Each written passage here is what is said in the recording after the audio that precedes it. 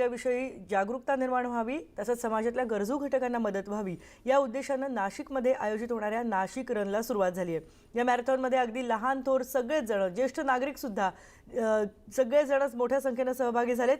नाशिकच्या गुलाबी थंडीमध्ये नाशिककर या रनचा अनुभव घेत आहेत। आपल्या सोबत आहेत आमचे प्रतिनिधी लक्ष्मण घाटोळ। Laxman, good morning. नाशिकमध्ये एकतर थंडी भरपूर आहे आणि त्यामध्ये आता हे नाशिक रन सुरू झालंय, काय वातावरण आहे आणि किती जण साधारणपणे या रन मध्ये सहभागी झाले असतील? उद्या पहाटेपासून नाशिककर जे आहे ते नाशिक रन मध्ये सहभागी झालेले आहे। पहाटे 6 वाजता नाशिकच्या मॅरेथॉनला सुरुवात झाली आहे। नाशिक मॅरेथॉनचं हे पहिलं वर्ष आणि नाशिक रनचं हे 18वं वर्ष या ठिकाणी पार पडतंय। आपण दृश्यांमध्ये बघतोय नाशिक रनचं उद्घाटन जे आहे ते मान्यवरांच्या उपस्थितीमध्ये या ठिकाणी झालेलं आहे।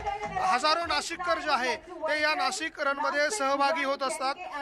रन फॉर हेल्प या टॅगलाईन खाली नाशिक रनचं आयोजन करण्यात येतं। या रनच्या माध्यमातून कलेक्ट होणारा लाखो रुपयांचा निधी जो आहे तो सामाजिक उपक्रमांसाठी जो आहे तो वापरला जातो आणि यासाठी नाशिकमध्ये या नाशिक रनचं आयोजन केलं जातं। आपण दृश्यांमध्ये बघतोय की नाशिक रनचं उद्घाटन झालेलं आहे। मान्यवर जे आहे ते व्यासपीठावर आहे, त्याचबरोबर हजारोंच्या संख्येनं नाशिककर जे आहे ते आता रस्त्यावर उतरलेले आहे, नाशिक रन मध्ये सहभागी झालेला आहे। एकूणच नाशिककरांच्या प्रचंड उत्साहामध्ये हा नाशिक रनचा सोहळा जो आहे या ठिकाणी पार पडतोय।